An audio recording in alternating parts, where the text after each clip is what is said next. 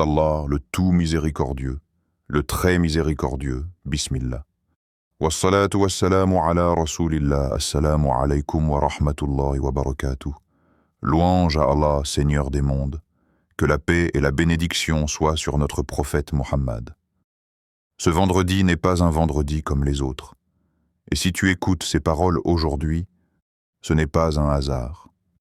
Il existe des jours qui passent sans, et il existe des jours qui laissent une trace dans le cœur. Le vendredi fait partie de cela. C'est le jour qu'Allah a choisi au-dessus de tous les jours. Pas parce qu'il est plus long, pas parce qu'il est plus lumineux, mais parce qu'Allah y a placé un secret. Un secret que seuls les cœurs attentifs perçoivent. Un secret que beaucoup traversent sans s'arrêter. Un secret qui peut transformer une vie, sans bruit, sans miracle spectaculaire, mais avec une profondeur qui marque à jamais. Le vendredi, les invocations ne sont pas comme les autres. Elles montent différemment. Elles portent un poids particulier. Comme si le ciel était plus proche. Comme si les portes invisibles étaient entr'ouvertes. C'est un jour où les cœurs s'ouvrent, même les cœurs fatigués, même ceux qui ont trop attendu, même ceux qui n'osent plus demander. Peut-être que toi aussi tu portes une inquiétude silencieuse. Une question sur ta subsistance. Un blocage que tu n'arrives pas à expliquer. Une fatigue liée à l'argent, aux responsabilités, à l'avenir. Tu fais ce que tu peux. Tu travailles, tu réfléchis, tu calcules. Mais au fond de toi, quelque chose résiste. Comme si malgré les efforts, la baraka ne suivait pas toujours. Et si ce vendredi n'était pas là pour te demander de faire plus, mais pour t'apprendre à te tourner différemment vers Allah? Parfois, une seule parole, répétée avec sincérité, vaut plus que 1000 calculs. Parfois, ce n'est pas l'action qui manque, mais la connexion. Aujourd'hui, je vais te partager un nom d'Allah, un nom puissant, un nom qui n'est pas une formule magique, mais une clé spirituelle. Un nom que tu peux répéter 33 fois ce vendredi, avec présence, avec humilité, avec vérité. Et par la permission d'Allah, ce nom peut débloquer ta subsistance, apaiser tes inquiétudes intérieures et surtout transformer ta relation à la richesse. Car le véritable changement ne commence pas dans le portefeuille, il commence dans le cœur. Avant d'aller plus loin, si tu veux que ce type de rappel continue d'exister, si tu veux soutenir une parole qui appelle à Allah et à la Sunna, abonne-toi maintenant. Pas par habitude, mais comme un engagement. Un engagement envers ton cœur. Un engagement envers le rappel. Et si une phrase, un mot te touche durant cette vidéo, écris-le en commentaire. Même un seul mot. Car parfois, écrire ce que le cœur ressent est déjà une invocation. Partage aussi cette vidéo. Peut-être qu'Allah ouvrira une porte pour quelqu'un d'autre par ton simple partage. Et rappelle-toi, celui qui montre une bonne voie a la même récompense que celui qui la suit. Reste bien jusqu'à la fin. Pas par curiosité, mais parce qu'une surprise spirituelle t'attend. Une surprise qui n'est pas annoncée. Une surprise qui ne se voit pas à l'écran, mais qui se ressent dans le cœur, si Allah le veut. Le vendredi n'est pas un jour pour courir. C'est un jour pour ralentir intérieurement. Un jour pour écouter ce que le cœur n'a pas le temps de dire le reste de la semaine. Ce rappel n'est pas là pour te promettre une richesse soudaine. Il est là pour te reconnecter à celui qui donne. Celui qui donne avec sagesse. Celui qui donne parfois en ouvrant et parfois en retenant pour protéger. Reste présent. Écoute avec le cœur, pas seulement avec les oreilles. Ce qui va suivre n'est pas un discours ordinaire. C'est une invitation à revenir à l'essentiel, à Allah. Pourquoi le vendredi est un jour unique? Le prophète a dit: le meilleur jour sur lequel le soleil s'est levé est le vendredi. Cette parole n'est pas une simple information, c'est une invitation à s'arrêter. Car si le vendredi est le meilleur des jours, ce n'est pas parce qu'il est plus facile ni parce qu'il est plus léger, mais parce qu'Allah y a placé une densité spirituelle que les autres jours ne portent pas. Le vendredi n'est pas seulement un jour dans la semaine. C'est un axe autour duquel tourne la vie du croyant. C'est le jour de la création d'Adam alayhi salam. Le jour où l'humanité a commencé. Le jour où l'être humain a été honoré par le souffle divin. Adam a été créé un vendredi. Il est entré au paradis un vendredi. Il en est sorti un vendredi.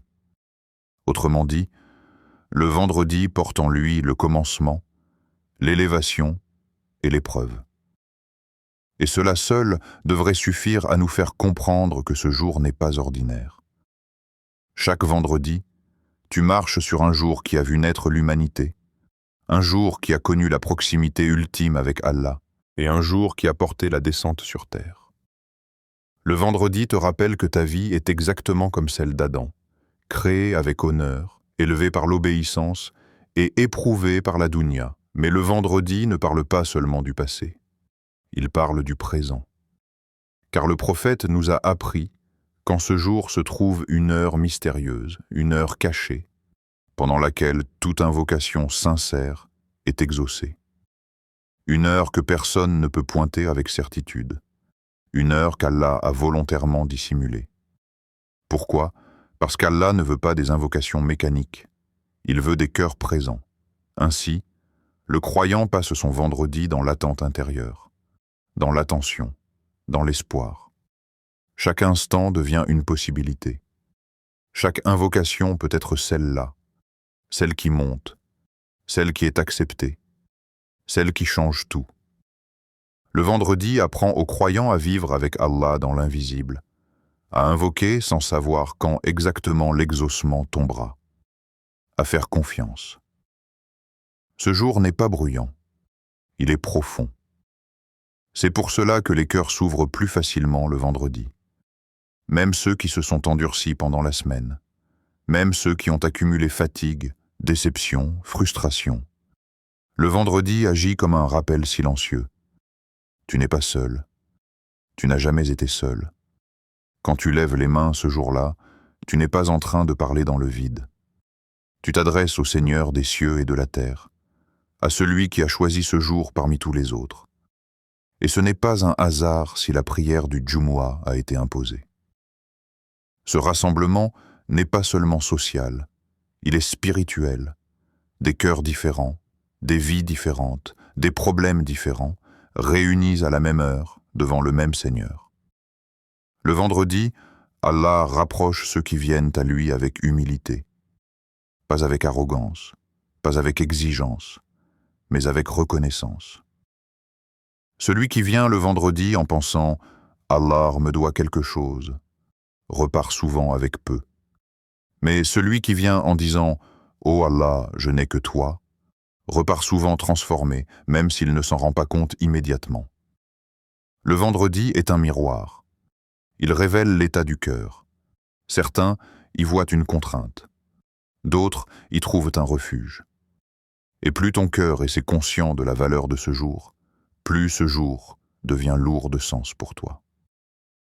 Ce vendredi, Allah est plus proche de ceux qui l'invoquent avec humilité. Non pas parce qu'il s'éloigne les autres jours, mais parce que l'humilité ouvre des portes. Le vendredi ne change pas Allah. Il change toi.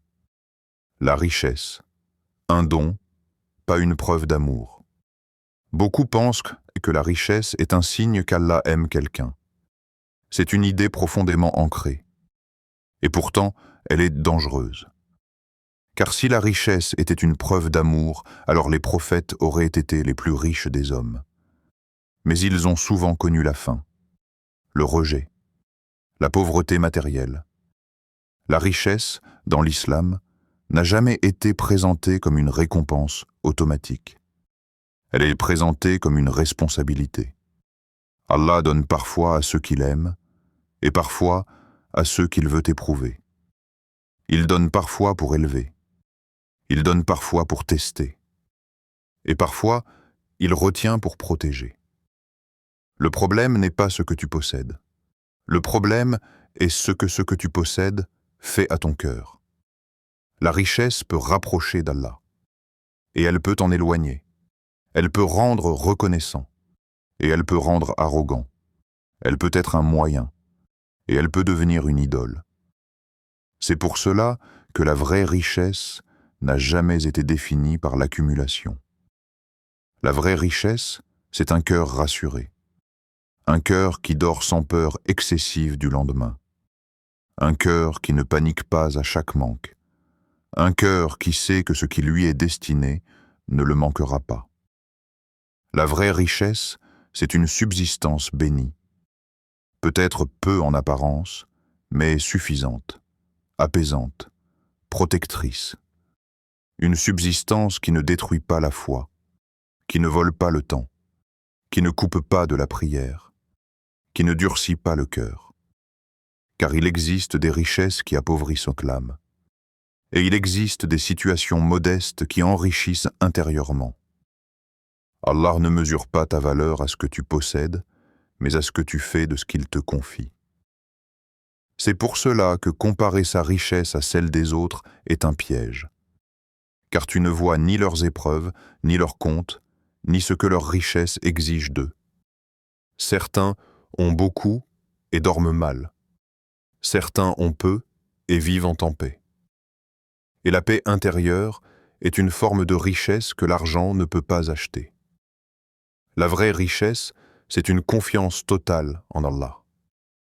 Une confiance qui dit « Si Allah donne, il sait pourquoi. Et s'il retient, il sait mieux encore. » Cette confiance ne supprime pas l'effort. Elle l'apaise.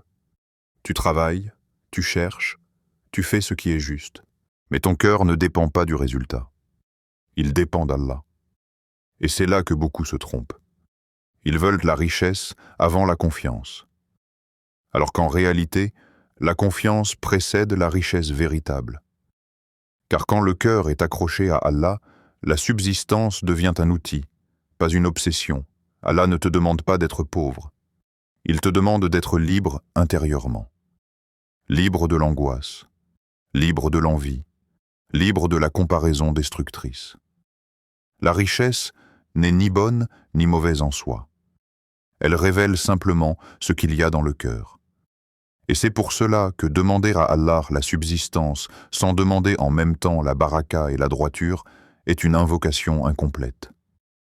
La vraie richesse commence quand le cœur se repose sur Allah, même avant que les chiffres ne changent.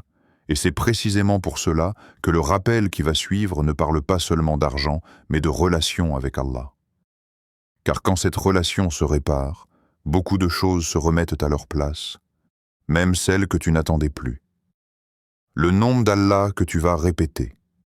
Le nom d'Allah que je t'invite à répéter ce vendredi est Ya Razzaq, Ya Ar-Razzaq, ô toi, le grand pourvoyeur. Avant même de comprendre ce nom, il faut l'écouter intérieurement. Le laisser descendre lentement dans le cœur. Car les noms d'Allah ne sont pas de simples mots, ce sont des réalités. Quand tu dis « Ya Ar-Razzaq », tu ne fais pas que prononcer un son. Tu affirmes une vérité fondamentale. Toute subsistance vient d'Allah. Pas de ton employeur, pas de ton diplôme, pas de ton intelligence, pas de tes relations. Tout cela ne sont que des moyens, des outils, des portes. Mais celui qui ouvre les portes, celui qui décide de ce qui entre, celui qui fait passer la subsistance par ses moyens, c'est Allah. Ar-Razzaq, c'est celui qui donne sans être diminué. Celui qui donne à des milliards de créatures en même temps, sans jamais s'appauvrir. Quand un oiseau quitte son nid le matin, il ne sait pas où se trouve sa nourriture. Il ne fait pas de plan. Il ne calcule pas. Il part. Et Allah le nourrit. Quand une fourmi se cache sous la terre, dans un endroit que personne ne voit, Allah sait exactement ce dont elle a besoin et quand. Ce nom te rappelle une chose essentielle. Ta subsistance n'est jamais oubliée. Même quand tu l'oublies, même quand tu paniques, même quand tu doutes. Allah n'est jamais surpris par tes besoins. Il n'apprend rien. Il sait déjà, et pourtant, il attend parfois que tu l'invoques. Pas parce qu'il a besoin de l'entendre, mais parce que toi tu as besoin de te rappeler. Dire « Ya Ar-Razak », c'est reconnaître que tu n'es pas autosuffisant. C'est accepter ta dépendance. Et dans l'islam, cette dépendance est un honneur. Le monde t'apprend à croire que tu dois tout maîtriser. Allah t'apprend que tu dois t'en remettre à lui. Ce nom n'est pas réservé aux riches. Il n'est pas réservé aux pauvres. Il est pour chaque cœur qui reconnaît que sans Allah, tout devient fragile. Ar-Razak ne donne pas seulement de l'argent. Il donne des occasions. Il donne des idées. Il donne des rencontres. Il donne de la baraka dans le peu. Parfois, il donne en élargissant. Parfois, il donne en limitant. Mais dans les deux cas, il donne. Et souvent, ce qui bloque la subsistance, ce n'est pas l'absence de moyens, c'est l'oubli du donateur. Quand le cœur s'accroche trop aux causes, il s'épuise. Quand il s'accroche au créateur des causes, il se repose. Répéter « Ya Ar-Razak » ce vendredi, c'est réaligner ton cœur. C'est dire « Oh Allah, je fais ma part, mais je sais que le résultat vient de toi. » Ce nom apaise, parce qu'il enlève un poids, le poids de croire que tout repose sur toi. Il te rappelle que même ce que tu crois maîtriser peut disparaître en un instant si Allah le décide. Et inversement, ce que tu crois impossible peut arriver par une porte que tu n'avais même pas envisagée. Aucune porte ne lui est fermée, aucune richesse ne lui est impossible, aucune situation n'est trop complexe. Ce nom ne promet pas une vie sans effort. Il promet une vie avec sens. Et quand le cœur commence à vivre avec ce nom, la peur de manquer diminue, même avant que les chiffres ne changent. Pourquoi 33 fois? Pourquoi 33 fois? Pourquoi pas une seule fois? Pourquoi pas 100? Pourquoi pas 1000? Cette question révèle souvent notre rapport à l'adoration.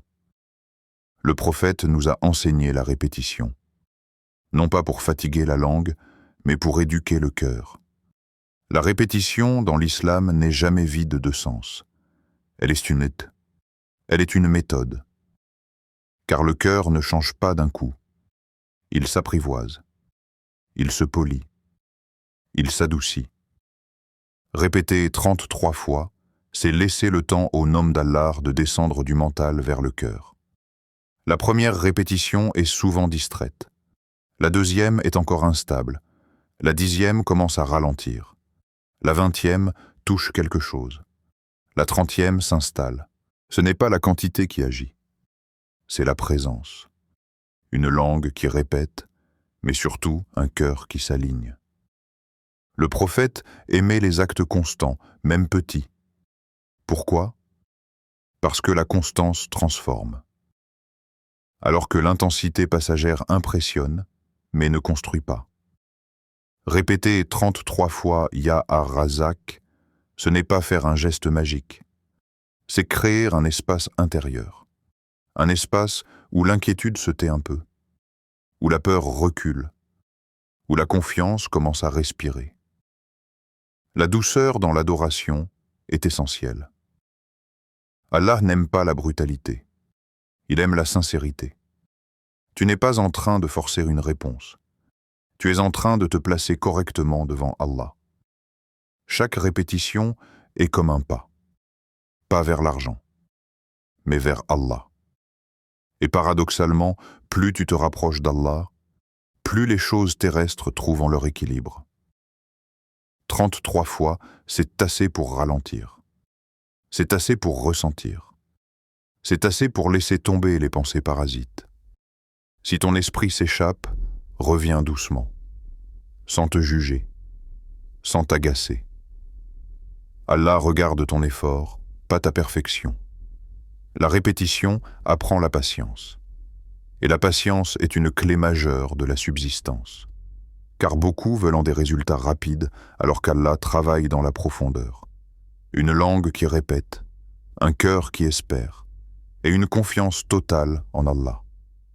Cette confiance ne signifie pas « je ne fais rien ». Elle signifie « je fais ce qui est juste et je laisse Allah décider du comment et du quand. Répéter 33 fois, c'est accepter de ne pas contrôler. C'est déposer une charge, et souvent, ce dépôt est déjà une forme de réponse. Car quand le cœur s'apaise, les décisions deviennent plus claires.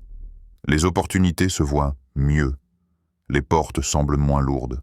Allah aime être invoqué. Et il aime que son serviteur revienne encore et encore. Pas avec exigence, mais avec confiance. Et ce vendredi, chaque répétition compte. Pas parce qu'elle oblige Allah, mais parce qu'elle te rapproche de lui. Et quand cette proximité s'installe, la subsistance suit parfois par des chemins que tu n'aurais jamais imaginés. Comment pratiquer ce dhikr ce vendredi? Choisir de pratiquer ce dhikr le vendredi n'est pas un geste anodin. Ce n'est pas une action à glisser entre deux préoccupations, ni une formule à réciter rapidement avant de passer à autre chose. Ce dhikr demande un positionnement intérieur, une disponibilité du cœur. Le premier acte commence avant même que la langue ne prononce le nom d'Allah. Il commence au moment où tu décides de t'arrêter, de ralentir, de reconnaître que ce jour est différent et que ton cœur mérite un moment de silence conscient. Choisis un moment calme ce vendredi. Pas forcément le moment parfait, mais un moment sincère. Après Fajr, quand le monde est encore endormi et que l'âme est plus légère, ou entre Asr et Maghrib, à cette heure où le temps semble suspendu et où les cœurs attentifs guettent l'instant caché de l'exaucement. Ce choix n'est pas technique, il est symbolique. Tu choisis de donner à Allah un espace que tu ne donnes pas au reste du monde. Assieds-toi. Pas comme quelqu'un qui attend que cela passe, mais comme quelqu'un qui se présente. Le corps posé, le regard apaisé, la respiration calme. L'islam ne demande pas de posture compliquée, mais il enseigne une chose essentielle, la présence. Ton cœur ne peut pas être avec Allah si ton corps est dans la précipitation. Le simple fait de t'asseoir consciemment est déjà une rupture avec le rythme de la dunya. Apaise ton cœur. Et s'il ne s'apaise pas immédiatement, accepte-le. Ne lutte pas contre ce que tu ressens. Les inquiétudes peuvent être là, les pensées aussi. Ce dhikr n'est pas réservé au cœur déjà serein, il est précisément destiné à ceux qui portent un poids intérieur. L'apaisement n'est pas un prérequis, c'est souvent une conséquence. Formule ensuite une intention sincère. Pas une phrase compliquée, pas une déclaration théâtrale. Une intention intérieure, honnête, presque fragile. Ô Allah, je suis là pour toi. Ô Allah, j'ai besoin de toi. Ô Allah, je te confie ce que je ne maîtrise plus. L'intention donne une direction au dhikr. Sans elle, les mots restent en surface. Avec elle, ils descendent. Puis commence à répéter lentement « Ya Ar-Razak, Ya Ar-Razak, Ya Ar-Razak ». Ne te presse pas. Ce n'est pas une course vers le nombre. Chaque répétition est une rencontre. Laisse un espace entre chaque invocation. Laisse le nom résonner. Ressens-le. Entends-le intérieurement avant même de le prononcer à nouveau. Si ton esprit s'échappe, reviens doucement, sans colère contre toi-même. Allah n'aime pas la dureté, même envers soi. Pendant que tu répètes, ne pense pas seulement à l'argent. Car si tu réduis Ar-Razak à un chiffre, tu réduis ce nom immense à une vision étroite. Pense à la baraka, à cette capacité qu'Allah donne à certaines choses de suffire, de durer, de porter du bien. Pense à la stabilité intérieure, à cette sensation rare de ne pas être constamment en alerte. Pense à la paix intérieure, celle qui ne dépend pas du montant sur un compte, mais de la certitude que ce qui t'est destiné viendra au bon moment. Laisse ce dhikr redéfinir ta demande. Peut-être que tu es venu avec une attente précise, mais Allah sait parfois que ce que tu demandes n'est pas ce dont ton cœur a le plus besoin. Ce moment est un échange silencieux. Tu parles, Allah écoute. Et parfois, il répond d'abord en apaisant avant de donner. Ne surveille pas ce que tu ressens. Ne cherche pas une émotion particulière. Certains ressentent une douceur, d'autres rien du tout. L'acceptation d'Allah ne se mesure pas à une sensation immédiate. Elle se mesure à la sincérité de l'instant. Beaucoup d'adorations les plus lourdes auprès d'Allah sont discrètes, presque invisibles. Quand tu termines les 33 répétitions, ne te lève pas immédiatement. Reste encore un instant. Comme quelqu'un qui vient de déposer quelque chose de précieux. Laisse ce silence final sceller le moment. Ce silence fait partie du dhikr. Il permet au cœur de recevoir ce qui a été semé. Ce vendredi, ce dhikr n'est pas une action isolée. Il s'inscrit dans un état. Un état où tu reconnais que ta subsistance ne dépend pas uniquement de ce que tu vois, mais de celui qui voit tout. Et même si rien ne change extérieurement dans l'instant, quelque chose a déjà commencé à se réorganiser intérieurement. Et souvent, c'est là que commence la véritable ouverture. Ce qui bloque la richesse, selon la sunna, parler de subsistance, sans parler de ce qui la bloque, serait incomplet. Car l'islam ne présente jamais la richesse comme un simple flux automatique. Il la relie à l'état du cœur, à la cohérence entre ce que l'on croit, ce que l'on dit et ce que l'on fait. La sunna nous enseigne que certaines attitudes, certains comportements créent des voiles invisibles. Des voiles qui ne coupent pas Allah de nous, mais qui nous coupent de la baraka. Parmi les plus grands blocages, il y a les péchés persistants, pas les erreurs occasionnelles, pas les chutes suivies de repentirs sincères, mais les péchés que l'on banalise, que l'on entretient, que l'on justifie intérieurement. Le péché répété sans retour sincère durcit le cœur, et un cœur dur ne reçoit pas la subsistance de la même manière. Non pas parce qu'Allah refuse de donner, mais parce que le cœur n'est plus réceptif. L'ingratitude est un autre verrou majeur. Non pas l'ingratitude ponctuelle, mais celle qui devient un état. Se plaindre constamment de ce que l'on n'a pas, sans jamais reconnaître ce que l'on a déjà reçu. Allah a clairement lié l'augmentation à la reconnaissance. La gratitude n'est pas un simple « Alhamdulillah » prononcé par habitude, c'est une reconnaissance intérieure, profonde, qui transforme la perception. Celui qui ne voit jamais ce qu'il reçoit finit par ne plus recevoir de la même manière. L'impatience est également un frein puissant. Vouloir tout de suite. Comparer son rythme à celui des autres. Se décourager parce que l'ouverture tarde. Or, Allah travaille rarement dans la précipitation. Il construit, il prépare. Et parfois, il retarde une subsistance pour éviter une chute plus grave. L'impatience fait croire que le retard est un refus, alors qu'il est souvent une protection. La plainte excessive est un poison discret. Se plaindre devant Allah est une chose noble, mais se plaindre constamment de son destin devant les créatures, sans jamais se tourner sincèrement vers Allah, fragilise la confiance intérieure. La plainte répétée sans invocation transforme la douleur en amertume. Et l'amertume ferme le cœur. Il y a aussi un blocage dont on parle moins, l'oubli d'Allah dans l'aisance. Quand tout va bien, quand la subsistance est là, quand les portes semblent ouvertes, beaucoup relâchent leurs liens. Ils invoquent moins. Ils remercient moins. Ils se reposent davantage sur les moyens que sur le donateur. Et alors, quand une difficulté arrive, le cœur n'est plus entraîné à revenir vers Allah. La sunna nous enseigne que se rappeler d'Allah dans l'aisance est une protection pour les temps difficiles. Ce dhikr que tu fais ce vendredi n'est donc pas une formule magique. Il ne contourne pas la sunna d'Allah. Il ne remplace ni l'effort, ni l'éthique, ni la droiture. Il est un retour, un réalignement, un acte de lucidité spirituelle. Il te place à nouveau dans la bonne posture, celle du serviteur conscient. Quand le cœur se purifie, la subsistance circule.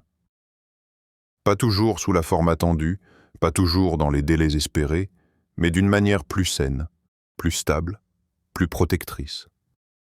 La purification du cœur ne signifie pas la perfection. Elle signifie la sincérité dans le retour. Reconnaître ses manquements. Corriger ce qui peut l'être. Demander pardon sans justifier. La Sunna nous enseigne que certains biens matériels peuvent être retirés pour sauver la foi, et que certaines difficultés peuvent être maintenues pour élever le rang. La véritable perte n'est jamais matérielle, elle est spirituelle, et la véritable richesse commence quand le cœur retrouve sa place naturelle. Dépendre d'Allah sans désespoir, agir sans arrogance, attendre sans impatience. Ce dhikr est une clé, mais une clé n'ouvre que si la porte est alignée. Et parfois, l'alignement commence par un regard honnête sur soi-même, sans culpabilité destructrice, mais avec responsabilité. Car Allah aime le serviteur qui revient, encore et encore. Et quand ce retour est sincère, même les blocages les plus anciens commencent à se fissurer, souvent de manière imperceptible, mais réelle. Fais confiance, même sans voir immédiatement. Après avoir invoqué, après avoir prononcé le nom d'Allah avec sincérité, après avoir posé ton cœur devant lui, il reste une étape que beaucoup négligent et pourtant c'est souvent la plus décisive, le lâcher-prise. Ne surveille pas les résultats. Ne transforme pas ton invocation en test. Ne fais pas de ton dhikr une expérience à valider par des signes immédiats. L'invocation n'est pas une transaction commerciale. Elle est une relation. Beaucoup disent intérieurement, parfois sans même s'en rendre compte, « J'ai fait le dhikr, mais rien n'a changé ». Cette phrase révèle une fatigue, mais aussi une attente mal orientée. Car Allah n'a jamais promis une réponse instantanée visible. Il a promis une réponse juste. Et la justice divine ne ressemble pas toujours à ce que l'on imagine. Parfois, Allah retarde pour te protéger. Tu demandes une ouverture, mais il voit que cette ouverture, à cet instant précis, fragiliserait ta foi, t'éloignerait de lui ou nourrirait en toi une arrogance que tu ne soupçonnes même pas. Alors, il retarde. Non pas par oubli, non pas par négligence, mais par miséricorde. Le retard, dans la logique divine, n'est jamais vide de sens. Parfois, Allah change ce que tu demandes. Tu demandes une chose précise, un montant, une situation, une issue bien définie. Mais Allah voit plus large. Il voit ce que cette chose produirait dans ta vie, dans ton cœur, dans ton avenir. Alors, il transforme la demande. Il t'accorde autre chose. Peut-être moins spectaculaire extérieurement, mais plus bénéfique intérieurement. Et souvent, tu ne comprends cette sagesse que bien plus tard. La confiance véritable commence là où le contrôle s'arrête. Faire confiance à Allah, ce n'est pas être passif. C'est accepter que le résultat ne t'appartient pas. Tu fais ta part avec sérieux, avec éthique, avec constance, puis tu confies le reste à celui qui sait. Cette confiance n'est pas naïve. Elle est profondément lucide. Elle reconnaît que ton regard est limité, alors que celui d'Allah ne l'est pas. Allah ne déçoit jamais un cœur sincère, mais il ne répond pas toujours de la manière attendue. Et c'est là que se fait la différence entre celui qui invoque Allah pour ce qu'il donne et celui qui l'invoque pour ce qu'il est. Le premier peut se lasser, le second s'apaise, même dans l'attente. La foi n'est pas l'absence de questions, c'est la présence de la confiance malgré les questions. Continuez à invoquer sans voir immédiatement. Continuez à remercier même quand la situation tarde à évoluer. Continuez à croire que ce qui arrive, ou ce qui n'arrive pas encore, est sous la sagesse parfaite d'Allah. Voilà une foi adulte, une foi enracinée. Ce vendredi, si tu as prononcé ce nom avec sincérité, alors quelque chose a déjà été entendu. Peut-être pas là où tu regardes. peut-être pas sous la forme que tu espères. Mais aucune invocation sincère ne se perd.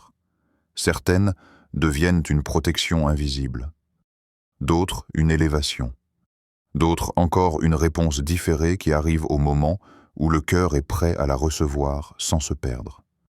Ô Allah, Ya Ar-Razzaq, toi qui donnes sans compter, toi qui nourris sans être diminué, toi qui connais nos besoins avant même que nous les exprimions, accorde-nous une subsistance licite et bénie.